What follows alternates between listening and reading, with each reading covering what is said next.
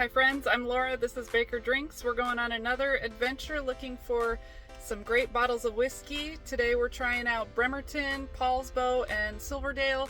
Our first stop is at a Total Wine. As you can see in the background here, I'm hoping my Navy friends have left us some good bottles.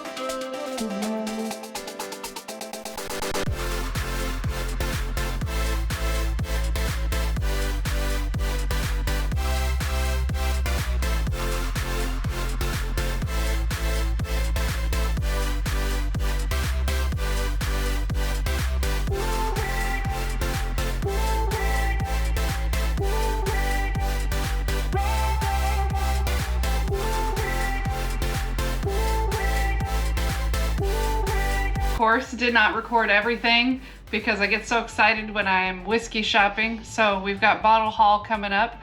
I just picked up a Cooper's Craft 100 proof. Someone asked me to do a review on that. I've had it before. We drank the bottle. I never replaced it, but here it is. It's $30 I think here, so not a bad price, and it's pretty good. So I thought I didn't mind picking up another bottle. And then we also found, this is the first time I've ever seen this, I didn't even know it was a thing, a Sazerac single barrel from Total Wine. So I'm going to do a video with the single barrels versus the normal bottles, see if there's a difference, see if it's worth the extra, I think $2 a bottle. Either way, still a cheap bottle. Next, we went to probably the best liquor store I've ever been to. And so needless to say, I did not record as much as I would like, but I did get some good footage. I hope you enjoy it.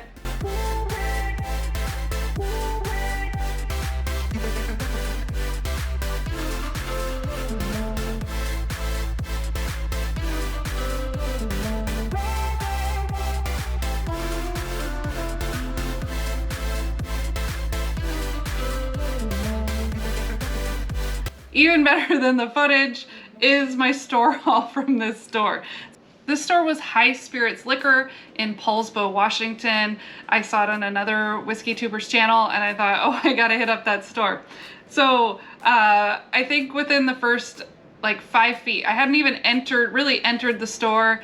I knew I needed to get a cart. And that's really against my rules of whiskey shopping. If I can't carry it, I don't need it. That's how I limit myself. But this one, I just knew I wanted a lot of the bottles. They're hard to find. The prices at this store were great. Washington is insane with pricing and everything here was great.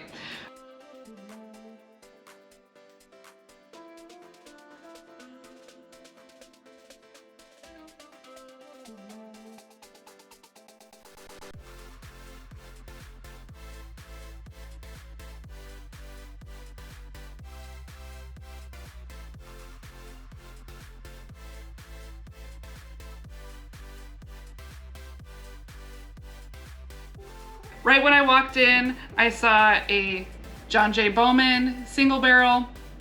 I've never seen this in any stores in Washington or Oregon, so I was really excited about that. Knew I had to pick it up. I also just picked up a normal Buffalo Trace. I see that at pretty much every store, but I have a video I want to do, so I needed to pick up a backup of it. Then we got the BRT 02. I already had the BRT 01, needed the 02 to get the collection going. I get it's kind of late. The next one, BEP, is out, which I'm on the hunt for, but I haven't found yet. We'll find it eventually. Then this one, this Cream of Kentucky straight rye whiskey bottled in bond. I like I think it's an 11-year bourbon that we have, and I really like that one. So I thought I'd give the rye a chance. And then I've done a review of different Starward bottles. This is from Australia, and I enjoyed all of them, but I had never seen a single barrel. So that's what this one is, single barrel matured for 3 years in French oak red wine barrels. And then I've been getting into more Texas whiskeys. I just love the crazy flavors they have. It's interesting, it's enjoyable. It kind of gives me a whoa every time I have a sip. So I picked up the True Blue 100 proof. I hear it's good. This is straight corn whiskey, not bourbon, but Balcones, very interesting stuff. So I had to get this one to give it a try. And then this is one we struggle passing by ever. We have quite a few of them. High West Double Rye store pick.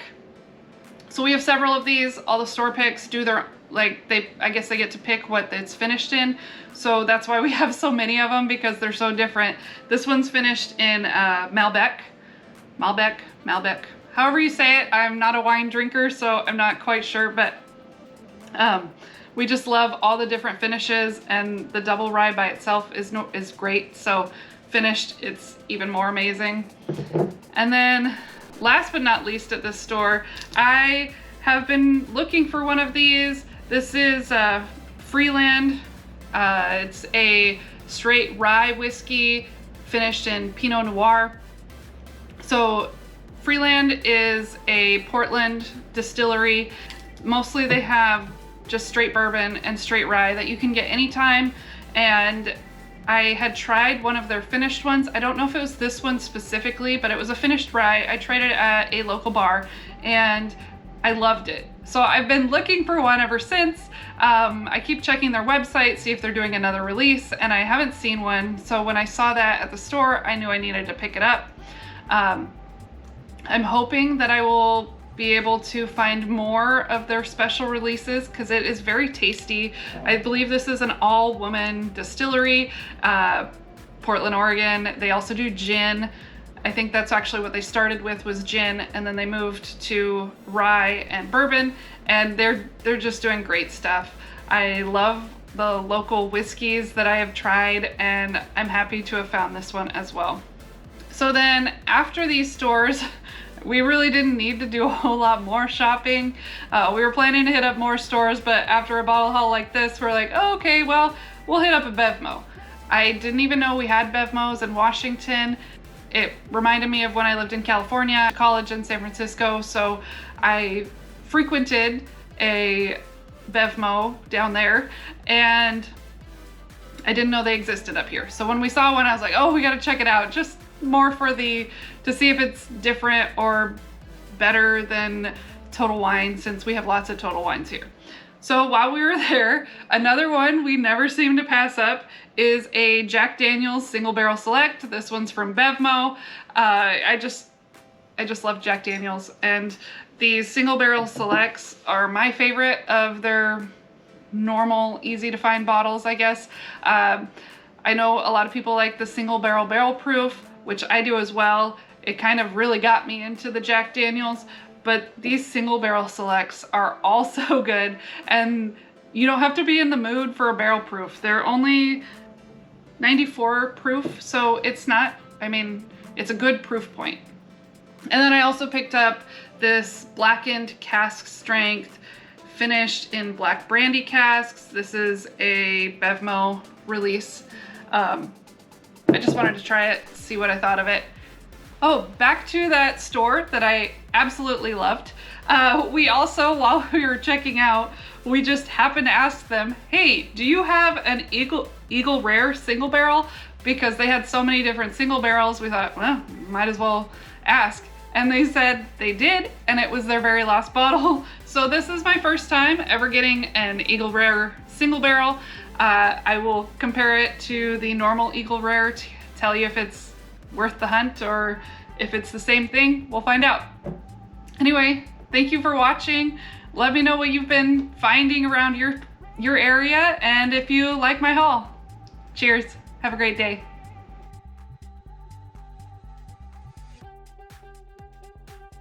I didn't record in at all. So the first one, on our way up there, we thought, oh, might as well stop in Shelton because it's such a tiny town. Maybe that tiny store, the one liquor store they have, might have a good selection. Well, let me tell you. I mean, they had a decent selection for it being a tiny town liquor store, but their prices were insane. It was probably the quickest I've ever turned around and walked out of a store before. So I walked in, and I think their way of pricing was to just double the price on everything. So even the bottom shelf stuff was like $50. I think the first bottle I saw was a Old Forester 1920 for $120. We're not talking about hard to find bottles. These are easy to find everywhere, and the prices were insane. So needless to say, I turned around, walked out of the store, didn't spend time recording anything because there was nothing worth recording. I get it, Washington, you can price things however you want, but I don't know how they stay open. There are plenty of stores within a reasonable distance that you would save money by just paying for the gas to go somewhere else as opposed to buying anything at this liquor store. So, sorry, Shelton, Washington people, your store is awful.